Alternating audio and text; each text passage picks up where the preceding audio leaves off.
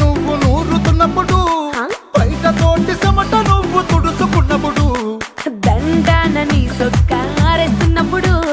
నీ ఒంటి వాసన తెగ గుర్తొచ్చినప్పుడు, రెండు చేతులెత్తి జుట్టు ముడిసినప్పుడు, జండు కత్తుకొని పడుకున్నప్పుడు, అలసిపోయి నువ్వు ఆవలించినప్పుడు, వచ్చుండై ఫీలింగ్స్ వచ్చి వచ్చి చంపేస్తు